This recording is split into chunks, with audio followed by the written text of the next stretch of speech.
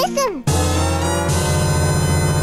Welcome to Nintendo Voice Chat episode 427. I'm your host, Zach Ryan, and I'm joined today by Per Schneider, Guten Tag, Zach. Sam Claiborne, Hey, listen. and Brian Altano. Guys, this is IGN's Nintendo show, right here every Thursday at 3 p.m. Now, for a while we were live, no longer live anymore, going back to the old VOD format. Too much to do. Yeah, so this is actually It's the already 14th Thursday? Yeah, this is actually the 14th time that we've started this episode. We got to get it right. You know, you got to get the feeling right when you start a show like this. That's the beauty of not live, though. That is true. Yeah, you can do things like you can edit things out. You can edit things in. Like right now, I'm sure they're going to edit like Grimace from McDonald's right here. He's just going to pop up. See, his 14th funniest joke is still Grimace. funny. Look Yeah. how much better this is than the live episode. That's right. I know. You get to make jokes about the Grimace. That guy loves hamburgers. Am I right?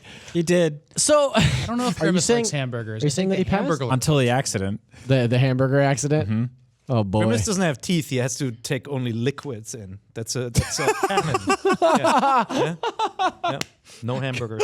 Well, guys, Add it this to is- Wikipedia. This is our weekly Nintendo and Grimace podcast, apparently. But I did want to get started today with a little bit of news. We're going to talk a little bit about some reviews today, big ones this week. And then also, I wanted to hit us off with something that I wanted to address kind of out the gate. I've been getting a lot of tweets. I've been getting a lot of responses in the IGN Nintendo Voice Chat Facebook page.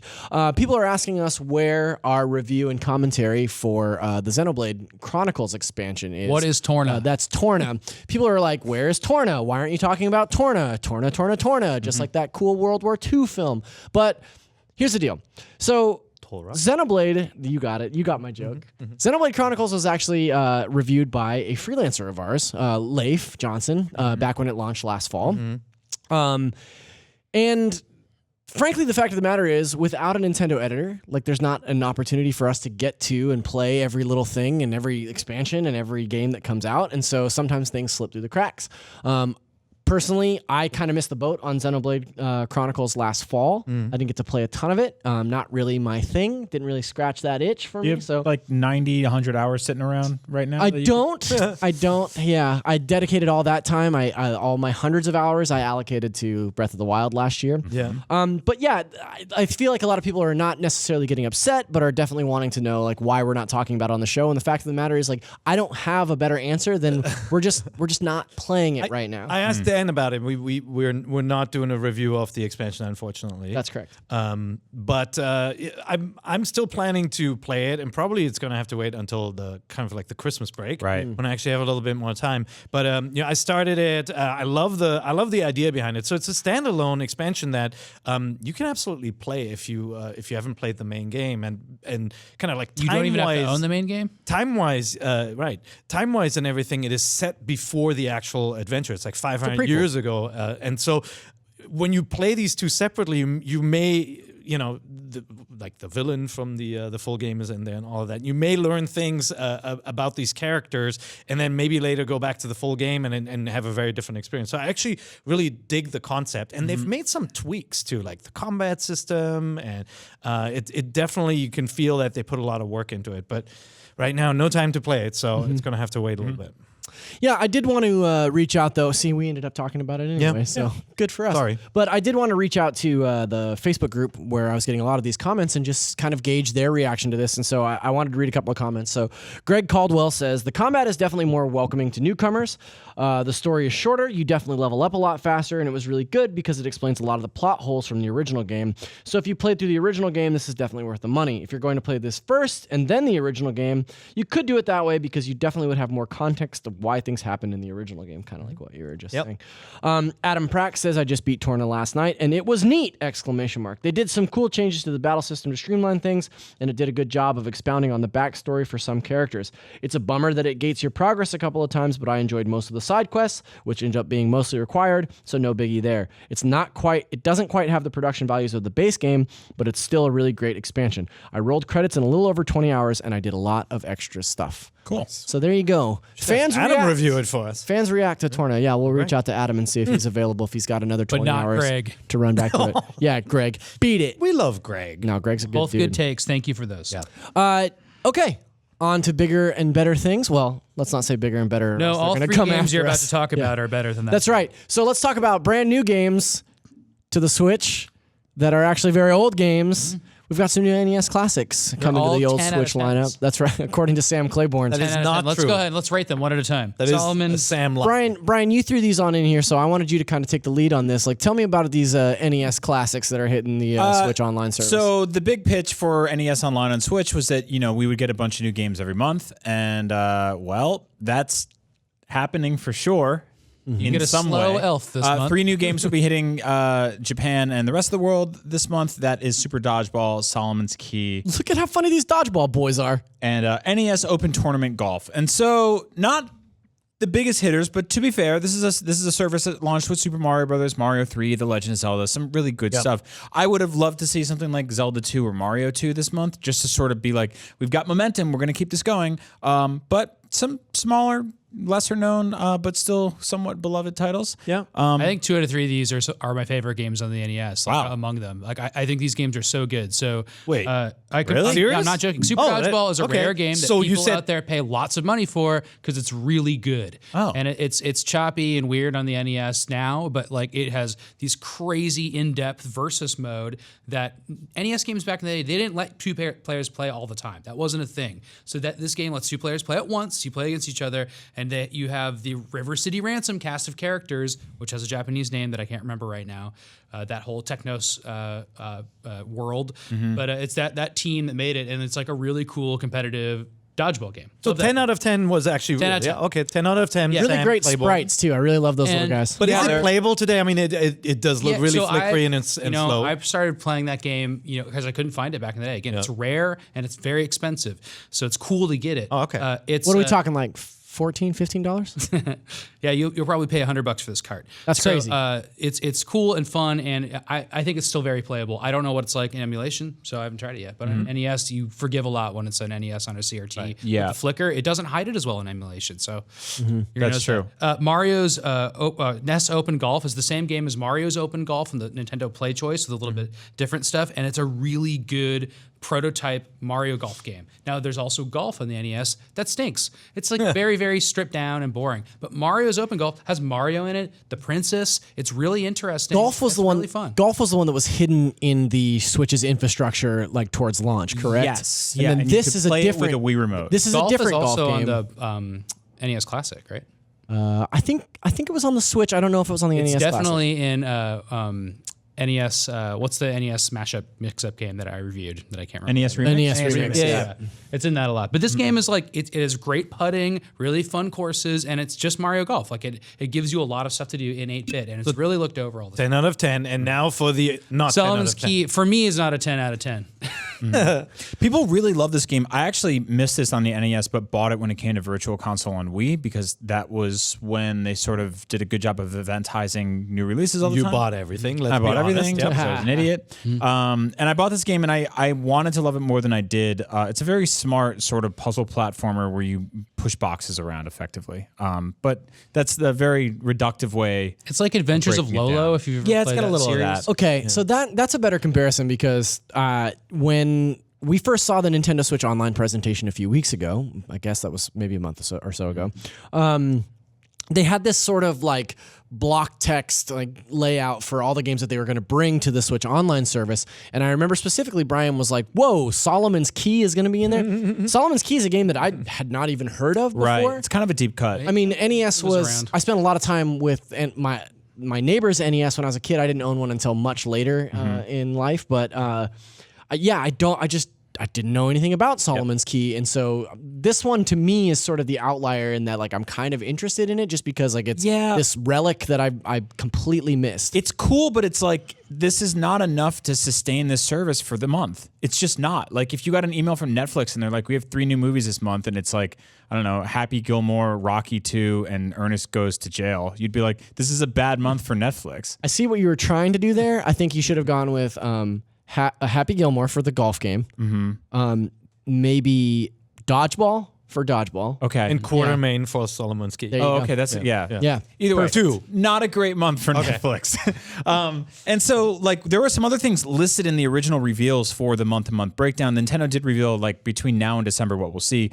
They listed some interesting stuff, which was Mario 3, Mario 1, and Zelda, which has the All initials. 10s. SP in parentheses. So fans are theorizing that might be standalone purchase, meaning that you might be able to purchase these games to own, which you currently don't in the metrics of renting it through Nintendo Online. So you're saying that you could put the money down and just permanently own any of those games, regardless of whether or not you're subscribed to the online service. Much as you permanently own anything digital. But maybe that means single player, and then the online version where you compete It for seems like single player. Maybe speed runs still comes out. Oh yeah, it seems to make more sense that it would be single player. If Mario But 3 there is already one of is- them, that's already multiplayer. there already is single player as Zelda and Mario 3. They launched this month or last. That's true, too. So No, but maybe that's retroactively the name for it. Maybe I don't it's, know. Maybe it's standards and practices where it comes with like crib sheets and notes that allow young aspiring developers to, say, hey, Or- this is good game design. I like that children love long user agreements. yeah, absolutely. Yeah. No, so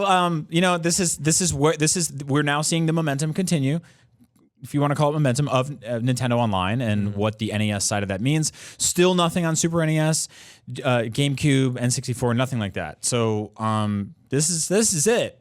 So I hope. Yeah, I like that you wrote hope this is it in your for notes you. here the name of each game that was launching this week. Yep. And then also, that's it. That's the whole list of new games. And these launch on 10/10. We don't know. We don't know yet if games will ever leave. We don't know that. Yeah, that would be bad. When the show goes Would be up, worse. People will know. Yeah. By the time it goes up. We'll see. How do you figure? Well, he's thinking. Pear's actually thinking like it they're might be out. like Netflix. Like lots goes out, lots comes Right. in. Yeah. So maybe some have to go out. It'd be Yeah. cool if it just keeps getting bigger and bigger and bigger. That'd be awesome. Well, so this is like and it they're- scrolls. The screen scrolls. Yeah, we yeah. actually I won't think know it this will. week because these launch on the 10th, on the which is 10th. odd because if you look at the way PlayStation Plus does their lineup and Xbox Games with Gold, it's usually like the first Monday or Tuesday or Wednesday. I think it's whatever actually it the is. first Friday of those months. Yeah, those for launch, yeah. I think for PlayStation, it might be Tuesday, and it's the first one of the month, and this is just arbitrarily on the 10th. So I don't know. I don't know if this is enough. But you get them if you subscribe already. So you know, I've added never value. played Solomon's Key, so I'm going to play it. And the other games are mere 10 out of 10. So Yeah, I've also not played Solomon's Key, and I'm going to play it. Yeah. You Why guys don't would we- like NES Open. Let's link up. It's actually really you have a beer, play with a friend. It's great competitive golf. Like it totally works. It's designed by Nintendo. saying we have to be drunk to enjoy it.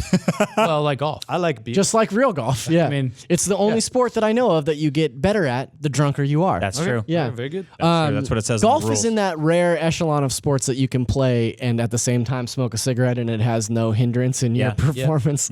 I will also be playing Solomon's Key, and I think you and I should link up with each other, and then we can do like the nice like claps and points. Like, hey, check Oh, yeah, this that out. would Let's be do not this. annoying. Yeah, that seems totally fine to me, right? So obviously, since we've spent the first 12-ish minutes of the show talking about golf and that segment Solomon's was called Claps and Points. claps and points. Hey, you since- talked about that Torno thing for a while. Yeah. That's true. Be good to yourself.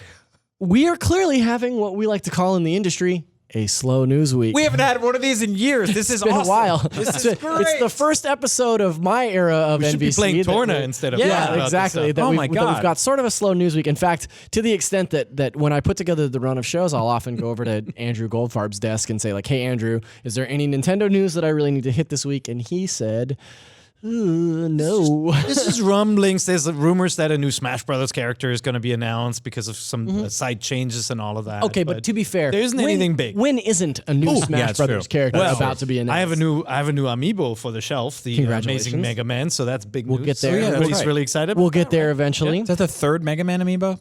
No, second. Second. Well, the what about the gold. gold one? Yeah. Oh, Yeah. the gold one. Yeah, that's right. Yeah. Did that one ever come back look to you, at by the you. way? I got you. Yes. Good. A couple of pairs amiibo went missing last week. It was a giant mystery. Somebody thought they were free to take, It's not cool. which they're not. That's called stealing.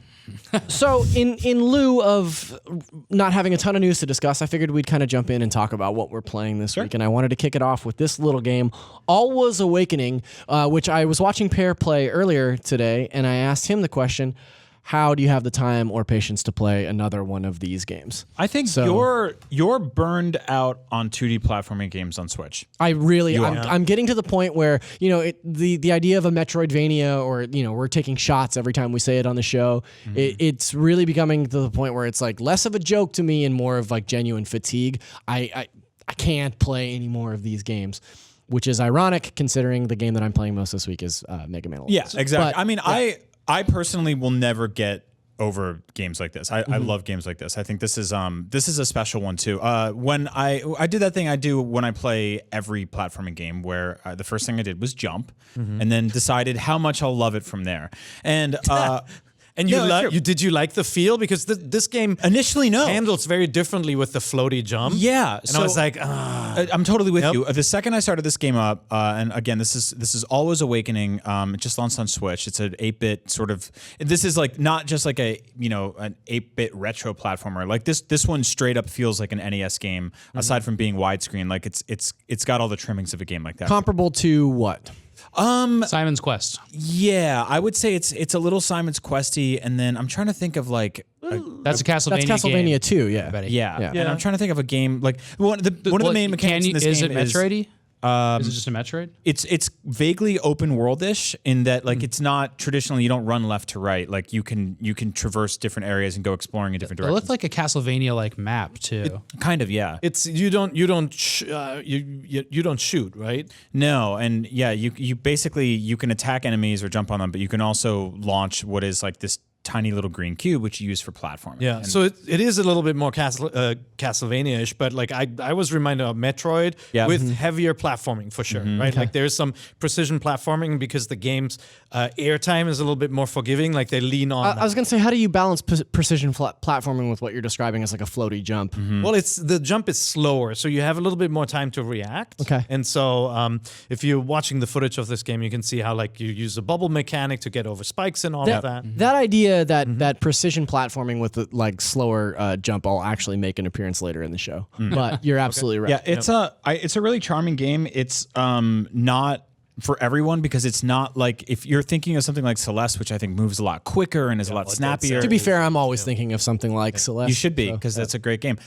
This one's a little slower. It's a little more, Deliberate? Yeah, a little more deliberate. So it's good. But I like it a lot. Quality It's stuff, really yeah. cool. Yeah, I mean, I would love to actually put together a list of like the top 20 2D platforming games on Switch. I would definitely put this in there. Is it a Switch exclusive?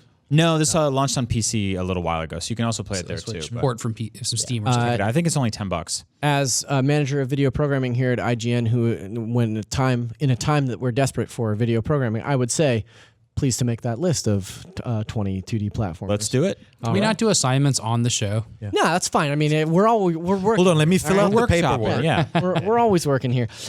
This next game that we wanted to talk about, Pear described to me as a shameless ripoff of a game near and dear to our hearts, which is Pilot Wings. Yeah. Pear, tell me a little bit about Pilot Sports. Pilot Sports. Pilot Sports is basically. Tell me about Sports Wings. It's a less good version of Pilot Wings, just to put it bluntly. Totally, yeah. It is. It kind of lacks some of that magic and polish that you've seen in past All Pilot right, Wings. the first games. 3 seconds I've seen of this are better than Pilot Wings. Oh, hold on, but you kidding me? No. Graphically on the Switch, it certainly looks better than Pilot Wings 64 or Pilot Wings on the Super NES. But what it doesn't, it's not as tightly edited as those games. Like some It has the missions are jetpacks. very slow and take a very long time.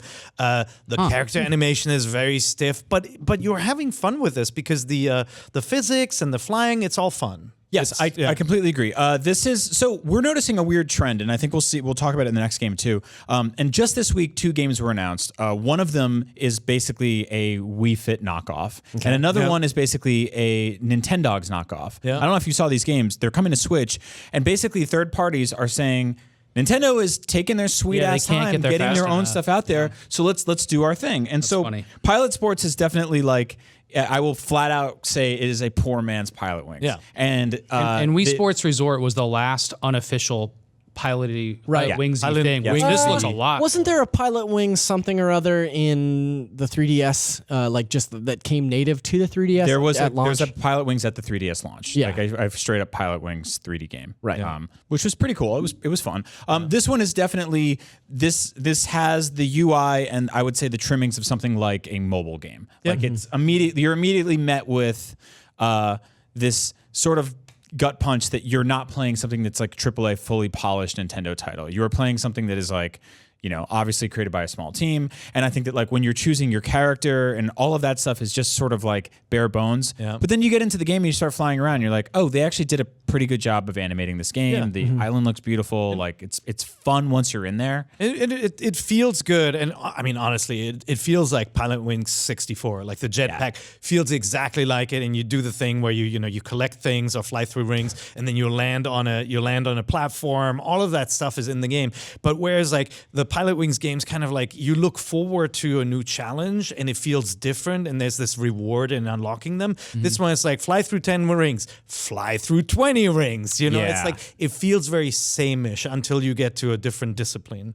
There's also like once you remove like the Nintendo licenses and stuff, like one of the cool things about Pilot Wings is like turning around on the island, you see like this giant rock mountain that looks like Mario. And you're like, oh, that's an iconic, recognizable character, and this game doesn't have that, obviously. But it's not. It's like, to me, it's kind of like a 6 out of 10 game where it's like you can have fun with this, and it feels a gap. There hasn't been Pilot Wings in a while. There hasn't been a game like Sky Odyssey again, which was freaking awesome. That's the best Pilot Wings game out there. It's not made by Nintendo. Pilot Wings is interesting because it on Nintendo 64 and on Super Nintendo, it pushed the limits of graphics. So on Super Nintendo, it was like this Mode 7 showcase, and it looked really cool. It looks very dated now. Best but music, 64, it was like one of the most impressive games I'd ever played at the time because it had this big 3D space, and you could shoot yourself out of a cannon or do all the stuff in it that was in Mario 64, but this was like almost like more physically extreme and had bigger areas and stuff. And I was like, wow, this is just amazing. But now when you look at it, good too. It was easily Look, both of those games look butt now. It runs at 20 frames per second, little letterbox, but the feel of the hang glider, for example, is still great. That's Pilot cool. Wings 64. Pilot Wings 64 was easily a top 2 N64 launch game. Absolutely. Out of the two. What? Was, what about the shogi game in Japan? I wasn't in Japan, Pear. But I think there's an element of Pilot Wings, which is like brawlers, like the old Teenage Mutant Ninja Turtles or Golden Axe or whatever. Like those games like looked so good in the arcade that they were like graphical showcases, and that added to their quality at the time. Totally. And they don't have that anymore. Like they look dated now, and they don't look like amazing. And for some reason, like we're at a point where I think Pilot Wings games are kind of like that too. They were graphical showcases, and since they're not, they have to have something else. The fluidity is gone for the 3D of the first 3D game, and I think that hurts it. Although I think going back to the Super NES one, it still feels really good. I still like it. It looks ridiculous now. Yeah. Like the zooming and stuff, Right. it just looks silly. Yeah. Gentlemen, I can't believe we've talked about this game for this long because there are two big games that we need to discuss this week, and we've got to make the time for them. All right. And the first of which You said slow news week. The first one, Marble It Up. I didn't know that we were going to talk about frickin' Pilot Wings. want to no, talk we were Marvel talking It about Up. Pilot Sports. Wings. Pilot Go Wings. play Marvel It Up. It's basically like Monkey Ball. There you go, Monkey Ball. It's really fun. That's You'll like something it. I can relate to. Let's talk about Mega Man. He's back after 8 long years of being away doing robot stuff. It's been a while since we've seen that Mega Boy. It's been 8 years. Yeah, now he's a Mega Man. He's It's back. been 8 years since Mega Man 10. He correct. actually has a deep voice in this game. He's got a, I remember a you had charming long baritone. blonde hair. Yeah, when that that was- came out. Yeah. That was He's truly a Mega Man now. Sam, you did the review for us here at IGN. You gave the game a 7.5. That's halfway between good and great. It's almost great. It's good. It's almost great. Yeah, almost great. Tell us a little bit about what you thought about Mega Man. So what I really liked about it is that it's punishingly hard, and It is very difficult. and it tempers that a little bit with the slowdown effect, which is just like a really great, cool effect.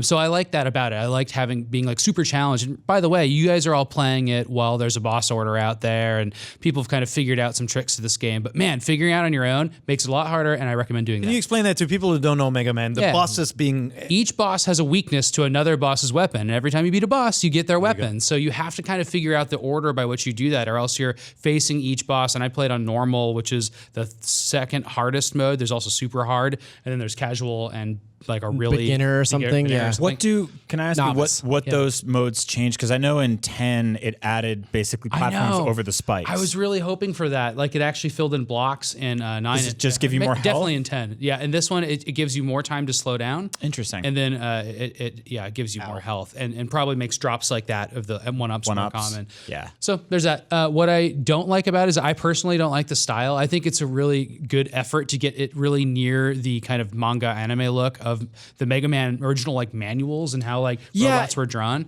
I just personally just thought it was a little bit too kind of 3D animated feeling for me. I will disagree with you on that. Like, I love the style of this game. I'm also playing this game. I think it is just a beautiful 2D platformer from an art direction standpoint, and it reminds me of the game that got me into Mega Man in the first place was Mega Man Legends on PlayStation, which was a very anime game. And then I went back and played through all the original Mega Man games. 2 is still my favorite, but I really, really love the look of this game. I love the feel. Pear, you were talking about sort of precision platforming earlier, and to your point there, the speed up and the power up mechanics in this game allow you to slow down time as you're jumping to these other platforms. And there's areas like we were talking about earlier before the show, Sam, that you absolutely have to rely on that. Like, you cannot make the jumps in a lot of these places unless you're utilizing speed up and speed down or power up. And that was something that was sort of steep on the learning curve for me, was adjusting to the idea of like switching that power up off and on and making sure that I was like remembering things get very to frustrating use it. if you don't use it.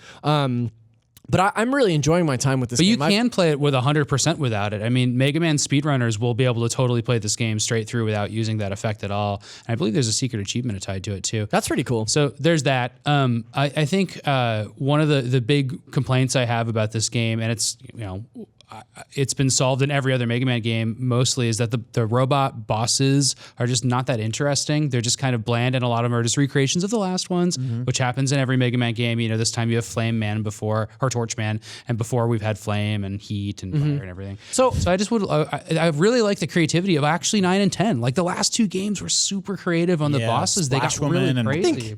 I think it's maybe a little bit of your retro bias creeping in there, which I totally understand, because I do feel like there are some bosses in this game, like Blockman, whatever, like his power is fine. He's actually my favorite. Is he really? Well, I'm not talking about the powers. I'm talking about the design of the characters. Sure. Like 8 has like really cool giant Capcom designed robots, and they're just really neat. I don't know. This one is just like, they're very bland as robots, but the weapons are pretty cool. Can I ask you guys to quickly break down this new double gear system or whatever it is? Yeah, so that's what I was talking about. So there's speed up and power up on mapped to the left and right shoulder buttons in this game. So speed up is obviously like, it slows down time. It allows you to do things like slide under. Whoever's or jump playing over this should enemies. be using it right now. Yes. And then power up, basically, once you have boss's weapons, it allows you to magnify that power. So the standard Blockman, so that's speed up. But the standard Blockman weapon drops 4 blocks on an enemy throughout the course of the level.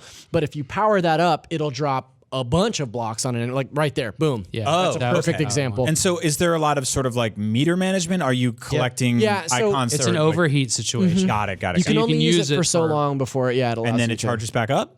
Oh, that's pretty rad. So it's not really based on finding power ups like some of the old Mega Man and stuff. you never run out of it, so you can really, really carefully get through levels by doling that out. So Sam, just now in the footage, if you're watching this, we saw Mega Man drop a bunch of boxes from the ceiling and destroy an enemy with one hit. Is that just because we have this power at this point and some people might not have it? That's right. Actually, this boss is weak to that, and so a lot of elements of this boss's level can be solved by that. So there's a little bit of puzzle solving to that. But what this doesn't have, and people that like Mega Man X will remember this well, this doesn't have any kind of exploration or secrets or anything. You can't like get to cool areas because who's playing this game? It's terrible, and they're missing all the collectibles. I think it's at E3. So I see. But if you want to watch us play it really well, we beat it on a live stream this week. Yeah, I and couldn't the whole believe thing that. is it's like an hour and 45 minutes. Sam, the sort of lack of secrets darting around each level is kind of evocative of the original games, right? Oh, for sure. But they did evolve and they did get more complex. So this is,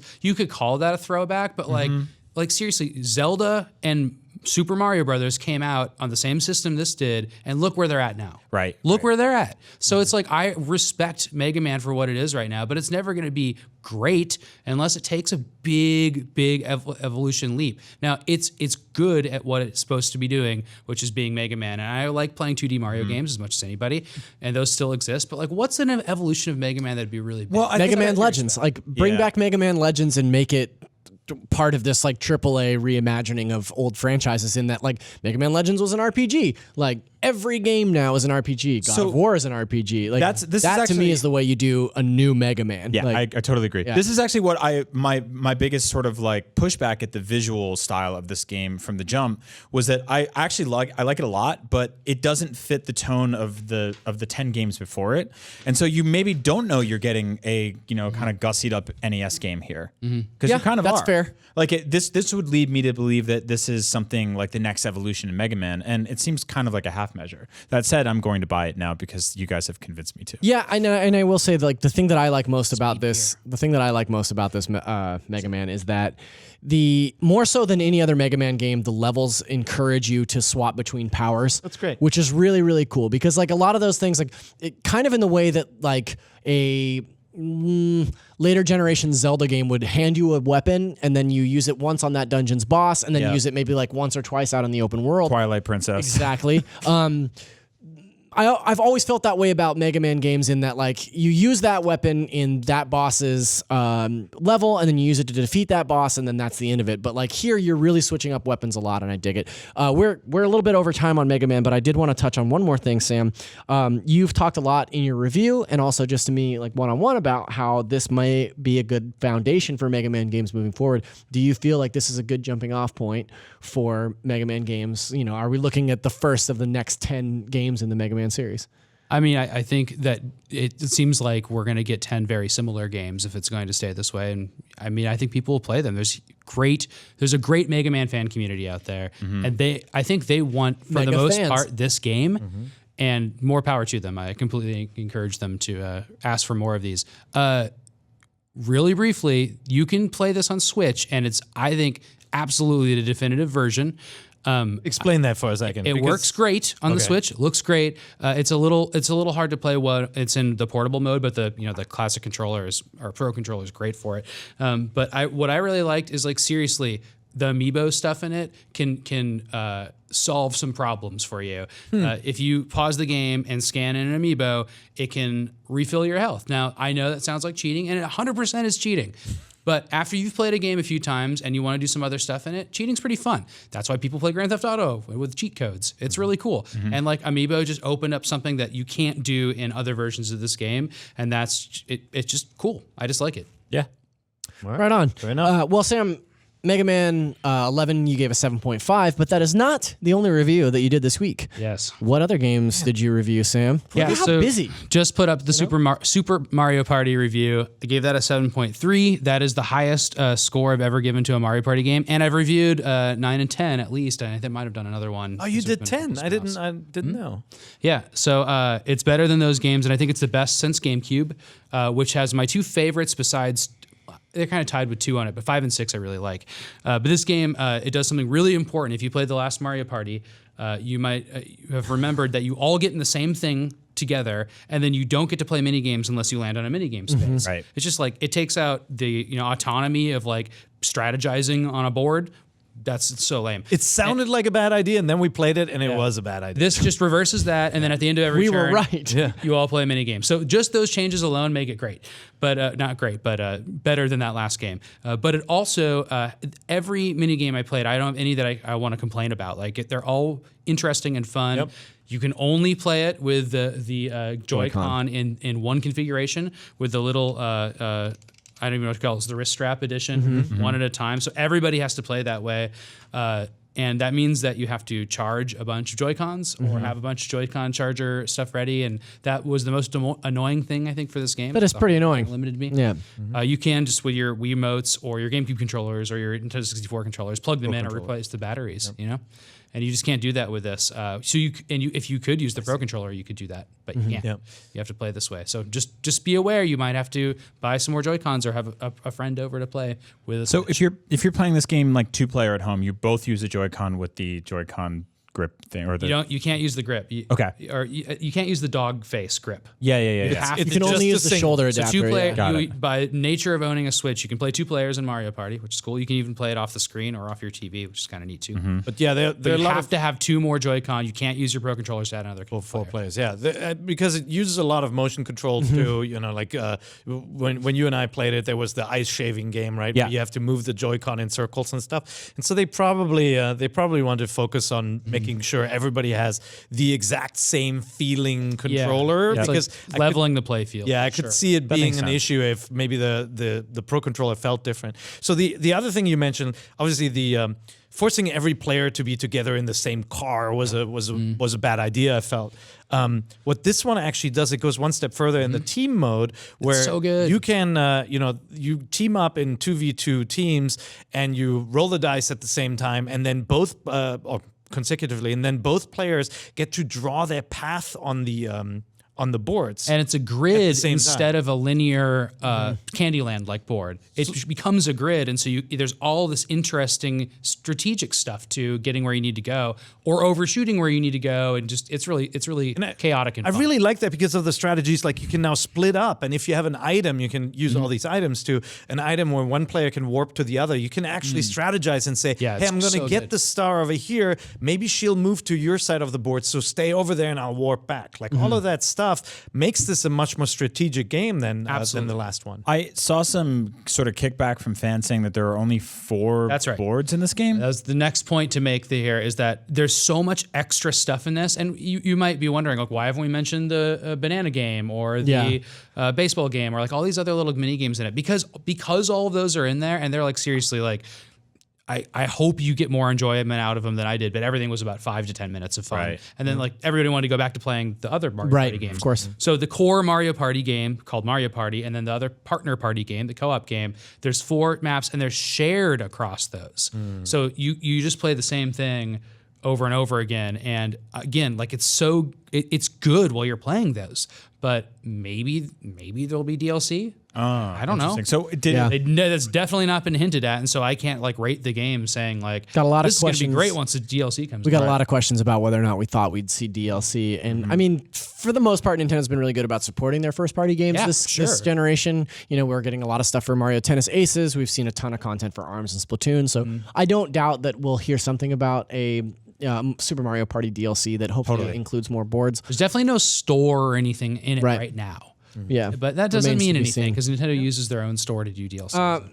One question I did want to address from the Facebook group, Jess Metz asks, will the next Mario Party game be called Super Mario Party 2 or Mario Party 12? Yeah, or I made the joke in my review will be called Mario Party 64 because Nintendo, Super Nintendo, Nintendo 64. Right. But my editor took that joke out, so now gotta get to use it. I think that's a great joke, and I'm sorry that it didn't get to stay in your review. It's all like 64-bit and crappy looking. It'd be awesome. I would love that. Whichever direction they go, I hope they do offer a proper online board game mode, because this one only has the There's just a mini game game rush online and, rush mode. and it wasn't even Isn't turned that on. weird? Like, that is pretty strange. I mean, like being able to like chat with your friends while playing the board game mode seems like a good idea. It seems like such a perfect Right? fit too, because it's a generally slower paced experience. Like you don't have to worry about lag. I mean, But what's the counterpoint to that? It's a There's very not long actual game. voice chat. No, the counterpoint is that it's a couch co-op game, and there's none of those out there. No, and that's I'm happy Nintendo's that exists philosophy. too. Yeah, I mean, that's been my favorite part about Mario Party being in the office for the last week is like I feel like every day around 4:30, there's spontaneous Mario Party happening. You played know a what I mean? lot. Like people are kind of crowding around the big TV by Paris desk and busting out some Mario Party mini games. It Guys, looks like a lot of fun. there's another couch game coming out this year from Nintendo, so you have to make a decision because Talking Smash about Brothers Smash is like Brothers? the best couch game, and it has multiplayer online, just like Mario Kart. So yeah, it wouldn't hurt it, I'm sure. Yeah. But it is nice to get everybody over and playing a game on a couch in front of a TV in 2018. There's not enough of that. Yeah, So the one I thing agree. you didn't mention is that it is like every Mario Party game, incredibly mean, and it may. Like you may think you're going to win. You and you can get screwed in ruin the end. friendships with this game pretty easily. Per and I used to be pretty close, and then we played Don't like him Mario anymore. Party against each other, and now we're mortal enemies. Don't like him because he's a loser. I mean, if the shoe fits, I got to wear it. Sam, Brian, I have to excuse you guys. We're going to kick you off the show. Thank you guys for joining us for this first segment. Of course. Sam, thank you for coming on talking about your reviews. And we're going to be back with a couple of special guests. I get to stay. Yeah, you get to stay because we're going to take a little trip down memory lane to talk about one of our favorite games from Nintendo history. Solomon's Key. That's right. No, it's a secret. Except we're gonna roll a commercial from this game right now, so that should clue you in. So, see you soon. Here we go. Hey, little buddy, want to ride? Pikachu! Yeah, whatever.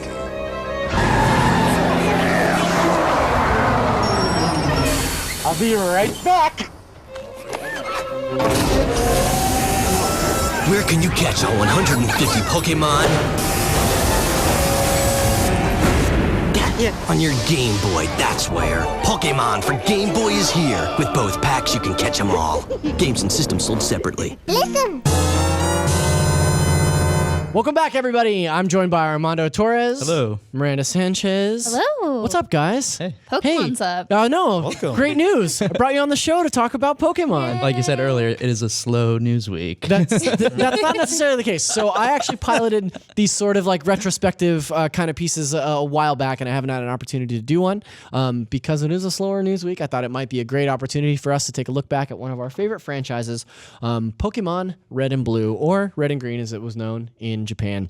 So let me hit you off with some fast facts right at the top here. Oh, man. Released Hit in me. Japan in 1996, but not in the US until September 29th, 1998. I was there. I know. Actually, I wanted to talk to you a little bit about its release because you were telling us earlier about a story you had about Game Freak or Creatures or something. No, I was at Nintendo Space World, was basically Nintendo's version of Tokyo Game Show that Yep. they used to put on themselves in Makuhari, the same place that TGS is nowadays. That's and huge. so they actually announced the US release of Pokemon at that Japanese games convention.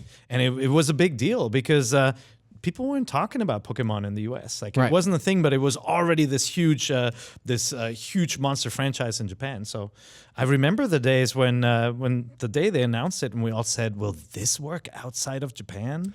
And they were super confident. They said, "This will clean up. This will do so well." Well, at this point, it was already this like cultural phenomenon in Japan, and it would be probably another couple of years before it was like a huge success here in the States. Okay, a couple more facts for you guys. It was developed by Game Freak and published by Nintendo.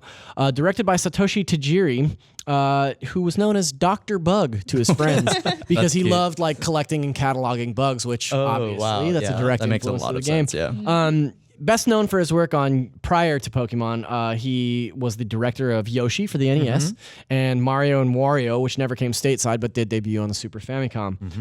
Here's an interesting quote from Time Magazine back in '99. They interviewed Satoshi about Pokemon, and they asked him how Pokemon sort of came to be, and he said, "It was the communication aspect of the Game Boy. It was a profound image to me. It has a communication cable, and in Tetris, its first game, the cable transmitted information about moving blocks. That cable really got me interested. I thought of actual living organisms moving back and forth across the cable, so this introduced the idea of trading Pokemon back and forth between your pals. Really set that in motion." It was also produced by our friend Shigeru Miyamoto, who you guys might know. And then also Takashi Kawaguchi, who just came off of Earthbound when he went into producing this game, project managing. And then, Per, I'm going to have you pronounce this name. Tsunekazu Ishihara. Great work, Per. So this guy's is basically synonymous with the Pokemon Company. So much so, in fact, that if you Google him, the first thing that pops up is the Pokemon Company website, the Pokemon Company Wikipedia. He basically put Pokemon Company into motion. So one of the complicated things about Pokemon as a franchise is that you've got all these different intermingling companies working to bring this series to fruition, right? It's Nintendo as a publisher, it's Game Freak as a developer, and then somewhere in the mix are Creatures Inc. and the Pokemon Company later after the game was a success. So the Pokemon Company is basically like PR. I don't really know how Game Freak factors in there or how Creatures factors in there, but Creatures does like supplemental work on Pokemon games, and then of course they did Detective Pikachu.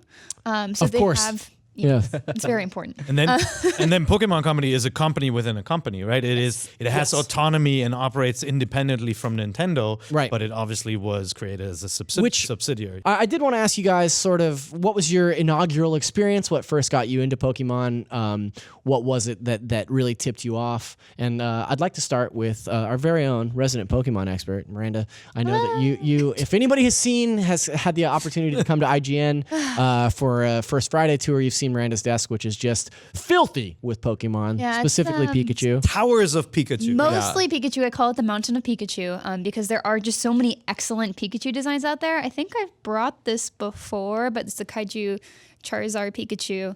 I have so many. I can tell you a lot about the most recent releases from the Pokemon Center in Japan regarding Pikachu. Anyway, and other Pokemon too. I don't just love Pikachu, even though it's my number one.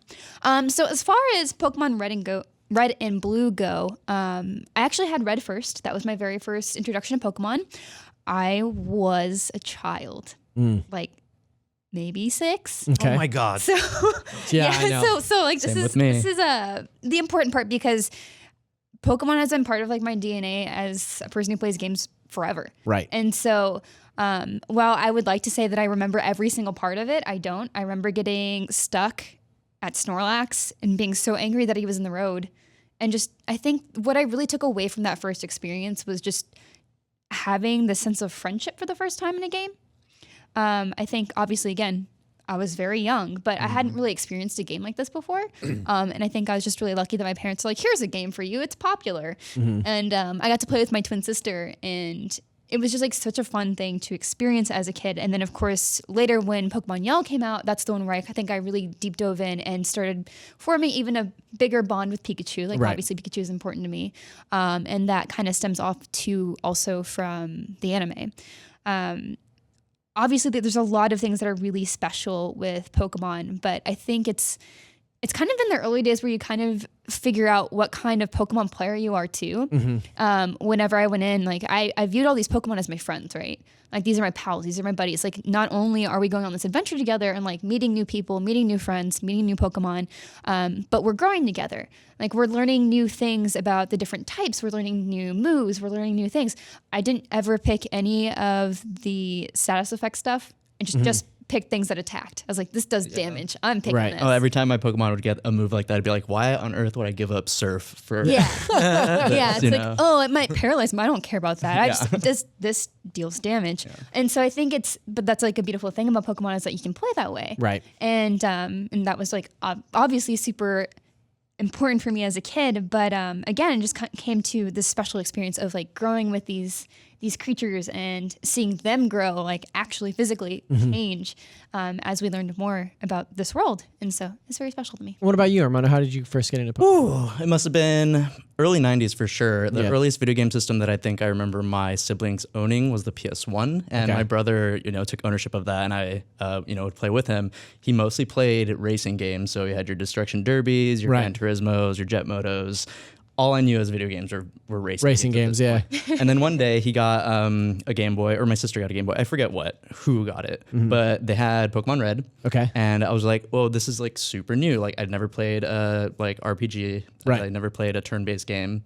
This was my first experience to anything like outside of racing games.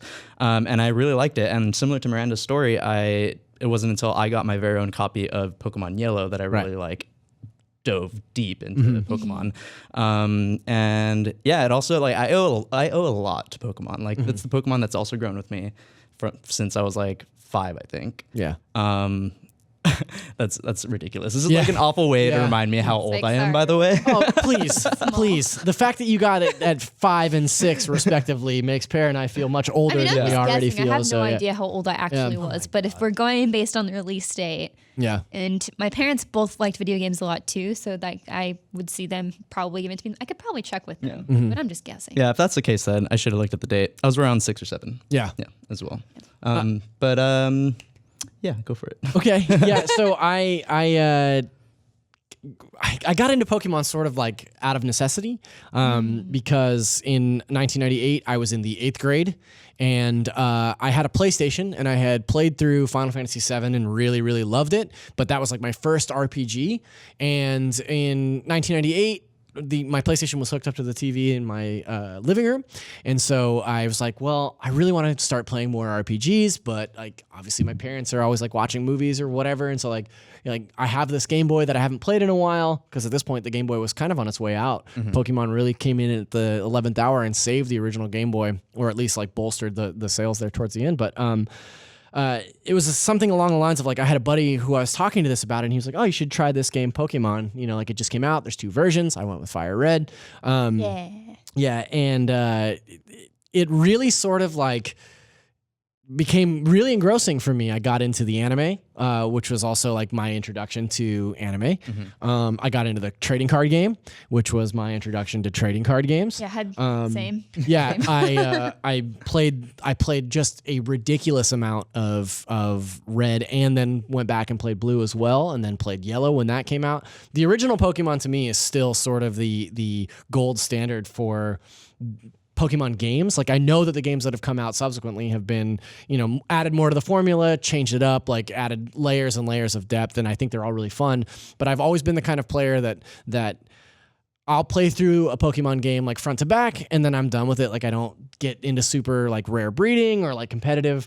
The only one that I really, really dove deep into and really caught them all was this original generation. And so like this game to me holds a very special place in my heart because it was a game that like I loved, but I was also too old to love Pokemon by the time. Like Not I was true. like, no, I know that now, but like when you're like a 13-year-old boy in middle school and you're like, oh, I got this Pokeball, sir. Like kids are cruel, and they're just like, Anybody you're a got a dork. link cable? Yeah, exactly. Like, does anybody want to trade Pokemon with me? And they're like, no, absolutely not. Yeah.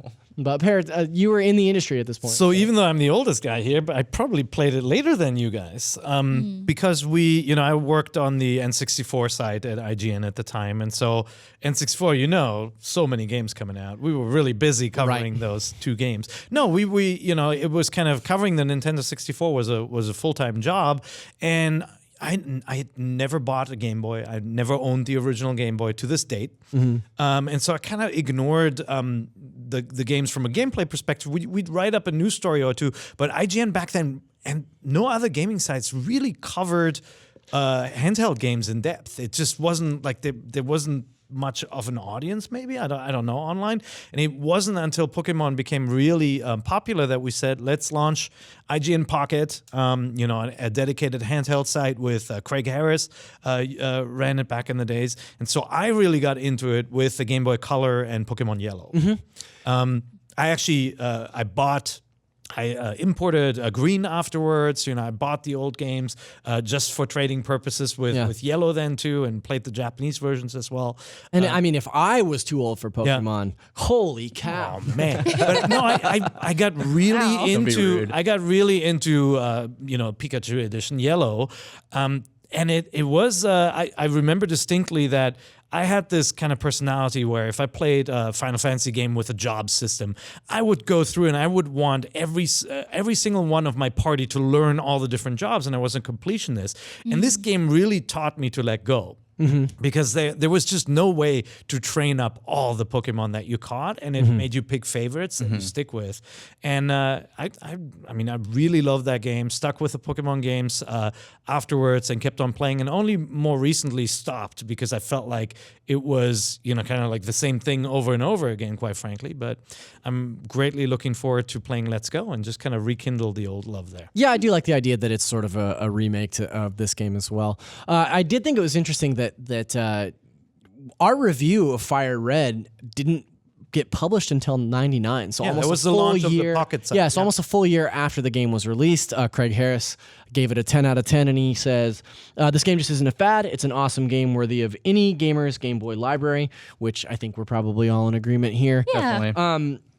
One of the things that I find super interesting is, they re-released Red, Blue, Yellow on 3DS for the eShop probably a couple years ago now. Wasn't that just last year? I can't remember if it was last year or if it was 2016. My years have all meshed together. It was either last year or the year before. Both of them tried to convince me that before? this wasn't the 20th anniversary of the befo- U.S. I release thought it this was morning. before. So My bad. That was all. Is it? What year is it? I don't know anymore. Don't talk about anime. I did want to say, like, whenever those games were re-released, I did go back and replay through Red, and I was sort of taken aback at just how well the game holds up. Even in its simplicity, I think it's really, really smart. And I wanted to ask each of you, like, what is it about this initial iteration of Pokemon that has kind of stood the test of time? Like, why do you think it's both a cultural phenomenon and also, like, it's still a great game? Well, I think you get down to it. Like, the simplicity is, at its core, just fantastic in that. And because it is designed so well, like, it holds up well because it carries those fundamentals that they've, of course, built on massively since then. But the games are, I think, only as good as they are because they did start with such a great foundation. Right. And so if you go back to them, like, yes, you're stripping away a lot of stuff, but it's not necessarily stuff that you have to miss. I think there's things that make it a little bit more accessible or more complex, but you don't necessarily need those to have it to be an enjoyable time. And plus, it's still Pokemon. So. I mean, it's such a timeless game. Yeah. I mean, they basically borrowed the concepts from Dragon Quest, Final Fantasy, the classic RPGs in Japan with the kind of weapons wheels and magic weakness and strength, right? They borrowed that concept and then applied it to, first you have to catch the monsters that wield those powers and then apply them, and so the freedom of choice to me is what's most notable about this game, right? Like you in Final Fantasy, you have a white mage and a black mage, and they get certain power spells, and you learn that bio or a fire spell is powerful against an ice enemy, and this game just lets you then choose which ones to keep with you. I just thought that customization was really good, and then that balance between choosing when to go into grassy areas versus battling trainers and going to the gyms. Like it's like this really really cool open world concept done at a very early time in RPGs. Right. Yeah, definitely. I super agree. Not only is this game, Pokemon Red and Blue specifically, very accessible. It caters to this inherent need to like collect and hoard Pikachus in your case. Level up, right? And level up with your Pokemon. You actually have this ownership of like, raising children basically. Yeah. And once they hit that level 100 cap, you're just like, oh, there goes my kid's college or whatever. But on the surface, it's a very simplistic game, very accessible to everybody. But then, since then, all the next iterations of Pokemon have just added more to the meta. And so you get like, EV training. Right. And all the hidden stats. Yeah, all the hidden stats and stuff. It's just like all that. It's also kind of nice. You don't have to care about the meta too. Yeah. Because it is accessible. Because like, I have an ice Pokemon. Got to go against this fire one. Oh no. I don't care. I'm just going to train up this ice Pokemon. Exactly. And it's just going to overpower this fire Pokemon. Exactly. Like, I don't care because you can do that in Pokemon. That's what I was going to say is like, I'm always continually impressed with the way like these games in particular, but the Pokemon series at large sort of scales dynamically in that you can get like whatever random Pokemon you catch for your first like 5 or 6 Pokemon and take them all the way through to the end of the game and finish it and then, kind of wipe your hands of it. I'm done. I finished this one. That's great. Or you can really dig down into the meta and really like put a team together that is like competitive and like works really well. Like, or if you only love water Pokemon, you just put a bunch of water Pokemon in your party and hope for the best and still see through to the end. And I think that is what makes like, it's an interesting concept because like this is technically baby's first RPG, right? It teaches you those mechanics and is very simplistic. But it scales all the way up to be like very competitive and very difficult if you want to make it that way. And then the trading aspect is just so unique, right? Like it's something that was enabled by the portable platform and that you didn't have in the classic console RPGs. And I remember just playing across 3 different versions and trading back and forth and getting all the Pokemon, like looking up all the data on where to find Pokemon in one version versus the other. And it was so thoughtful how they created this world and the differences between the different versions too. Yeah. And they made so much money because I guarantee you they sold a lot of people bought 2 versions of the game just because of every household probably had at least 2. Yeah, for sure. Yeah. Sorry, but on that note, I will also thank Pokemon and Pokemon Yellow in specific for helping me build on social skills as a child. Because you go to school, have your Game Boy Link cable, it's kind of forces you to meet friends and trade with Pokemon. And like as a shy little boy, in the early '90s, like that's not something I would do on my own. Right. So yeah, I think Pokemon. That's really cool. Yeah. That's really nice. I should have brought my original Game Boy Color Pokemon. I have the Pikachu edition Game Boy Color with the Pikachu link cable. Oh. Yeah, it's in the glass case. Little bonus. Oh, yeah. Cool. I've seen the glass case. So nice. We're almost out of time on Pokemon, but I did want to ask sort of rapid fire what everyone's starter Pokemon was and what their favorite gen of Pokemon is. So let's start with Miranda. Your starter Pokemon? Well, it depends on the game. Right. I'm talking specifically Red and Blue. I think I did Charmander. Tough choice right out of the gate, but I like it. I think it's a popular pick. Yeah. And your favorite gen? That's hard. I don't know. It's just I feel bad for always saying like Gen 1 because it's just Gen 1er. It's hard not to love it. But I love other gens too. But I think Gen 1 because it is what I started with, it is super special to me. Yeah. Mata. In terms of starter, I started with Bulbasaur. I knew that he would be very effective against Brock, so I played it strategically in that sense. Yeah, and also I think he's the cutest starter. No offense. No, I agree. Actually, yeah, he's adorable. And then he grows into this monstrosity of a toad frog thing. But in terms of favorite gen, I'm gonna have to say Gen 5, which is the black, white, black 2, white 2 era. Mostly because of the designs of the Pokemon and like the vast variety of Pokemon. Wow. Also, black 2, white 2 has like the best post game. I think cool. that gen is the one that I know the least, actually. Really? Yeah, that was the one where I kind of signed off for a little bit. Oh man, that's a bummer. I I really love it. Also, I think that generation has like 4, I think, Pokemon that were actually designed by Americans. Oh, right on. Very cool. Yeah.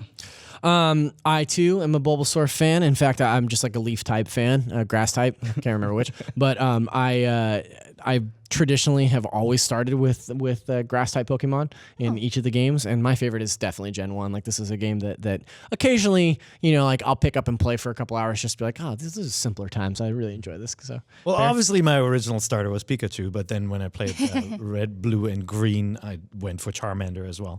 It's just, you gotta go fire. Fire is always good. Something about that dragon. I think I usually go with. Yeah, I know. People It's really the love coolest that dragon. evolution. Yeah. Come on. Yeah. And obviously Gen 1 Gen is 1 my too. favorite. I did keep Sorry, on playing afterwards, but Gen 1 is just, when so many good memories about discovering how that game actually worked, Right. and discovering certain Pokemon for the first time. And I actually, my time going back to the original announcement, they actually handed us sticker sheets of all the original Pokemon. Cool. All 151? Yes, they gave us a sticker sheet for all of them, and I still have them somewhere. A couple may be missing, but the names weren't finished. So some of the names I need to bring it in. It's so awesome. So some of the names are They weren't finished. They were based on the Japanese ones, Okay. and so some of them actually changed because they probably did trademark search or something. Yeah, all of yeah, them. yeah. Remember, Pokemon was a trademark nightmare for Nintendo in the US because Roald Dahl had the Monsters in My Pocket Monsters that's license, right. and so they had to name it Pokemon here. Couldn't use Pocket Monsters like in Japan. But yeah, with that, like I had already learned some of the names of the Pokemon, and then They to were find them incorrect. changed in the final version in the US, I was like, what? Yeah. Yeah. Well, I'm sure we could sit here and talk about Pokemon all damn day, but we do have a show to do. And now is the time in the show where I like to play a little game every week called Question Block. It's time for the question block, you guys. Our first question comes from Jeff Gibney on our Facebook group. That's facebook.com/group/Nintendo Voice Chat. What Nintendo IP would you trade for a Sony or Microsoft IP? Starting with you, Pear. So wait, what Nintendo-owned brand would I give up for what Sony or Microsoft IP?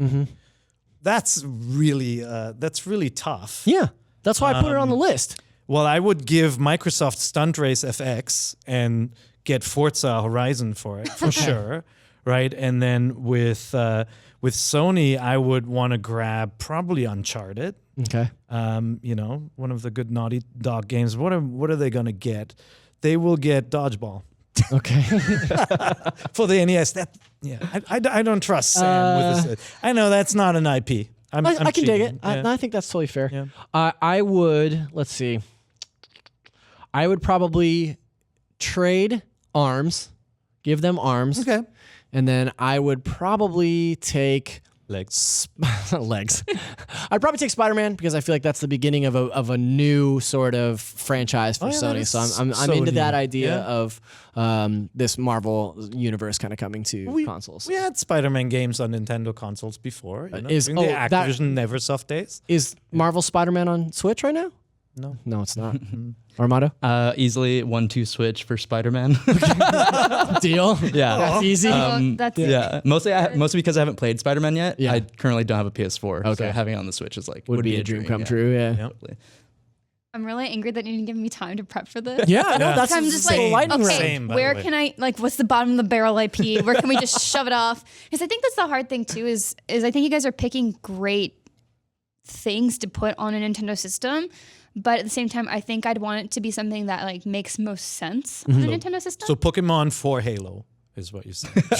Absolutely. No. I was thinking something like Sunset Overdrive I think would be awesome. But I don't know what I'd trade for it. Maybe, I Oh. I know it's a tough question. I put you on the spot. Same racing game as Pear. Okay.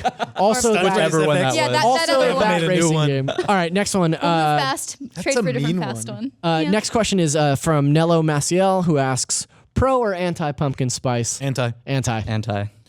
There's a reason. I like it. That's okay. So You can be pumpkins pro. are really weird to me anyway. Like Americans spend most of the time hollowing them out and throwing out the stuff inside to put them in front of the houses for Halloween. And then suddenly you're trying to convince me that we should be eating them? Yeah. Pumpkin is Should've the been That's Oh, a really it's a funny good way to flavor. look at it. We have Tom in the office. Humbug. So that's Pumpkin pie. 3 antis and 1 pro for pumpkin spice. right. Zach Smith asks, what surprises do you think Nintendo will bring to the Game Awards? DLC for Super Mario Odyssey with 3 new worlds. Okay. That's a long road between the last time we've heard You about didn't give me Odyssey time to prep, so I just So had that's to it, just off invent the top of that. your head. Yeah, yeah. Okay. I mean, to be fair, the run of show is always in the same place every Yeah, week. no, so I if you're just checking ignored in- it yeah, till the that's last fine. minute.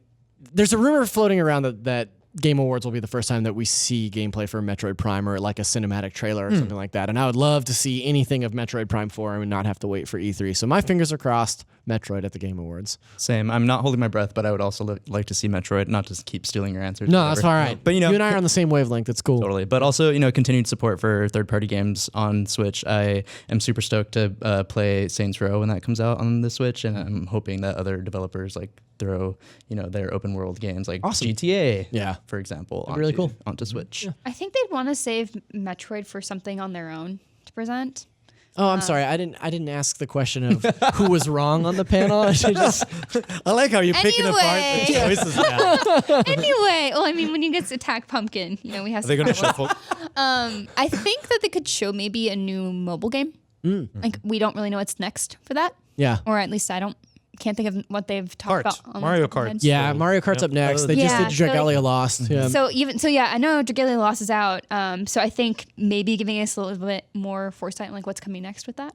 Yep. You a big even more. Nintendo mobile fan?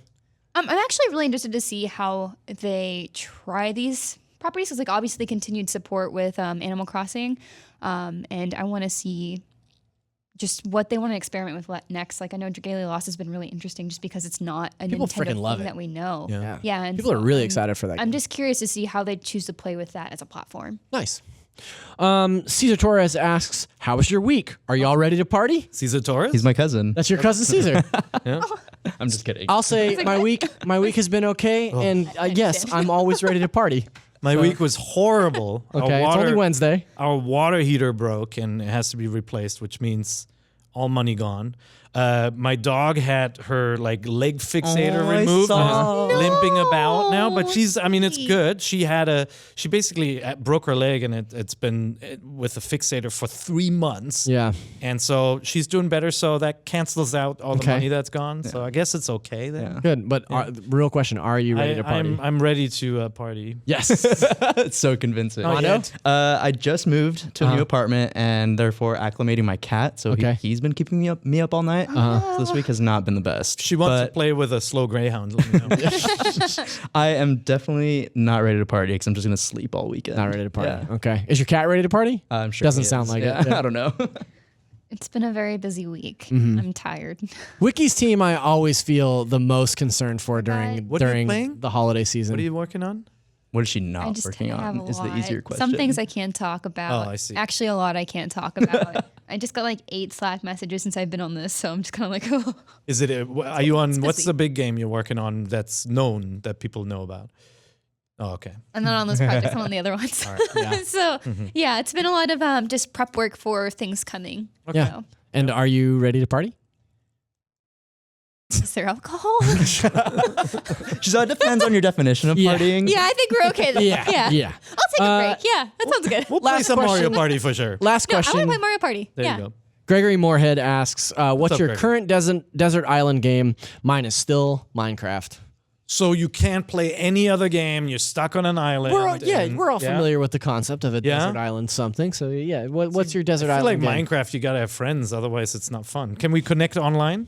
I doubt it. It's a desert. I would say, yeah. Do we not get updates? Yeah. Because updates are pretty important. Look, I don't make the rules. I just ask then questions. it's so. Mario Maker because I can make Whoa. levels that I can't possibly beat. So that would be Okay, a nice that's a pretty good one. Yep. I'm gonna go with Breath of the Wild. I feel like Breath of the Wild is a game that I could play over and over again, and it has hundreds of hours of content. And even for as many times as I've played through that game, I still feel like I haven't seen everything. So that would be mine. Gotcha. If I could go online, Overwatch for sure. Nah, yes, of course. Yeah. No internet on that island. Yeah. Okay. So if there's not internet, definitely Pokemon Black or White 2. Cool. Because I clocked in like 300, 400 hours into that game, so it would keep me busy for a while. Right if I were on. to start over again. Yeah. Yeah. I was also gonna say Breath of the Wild because They are two Mondo has taught copies. us, They are if two Mondo has taught copies. us anything this episode, it's that two people can have the same answer. yes, So that's totally fine. That's also my answer Yeah. because I love that game so much. Awesome. It's very special. Right on. Well, there's all your questions answered, and that will do it for Nintendo Voice Chat That'll do it. episode 427. Parrot, thank you for joining me. Thank you, sir. Armando, Miranda, thank you for joining us so much to talk about Pokemon, and thank you guys for watching at home. Guys, we're IGN's Nintendo show every Thursday at 3 p.m. on IGN.com and Friday at 3 p.m. on YouTube if you like to watch it there. Come back next week when you can. What?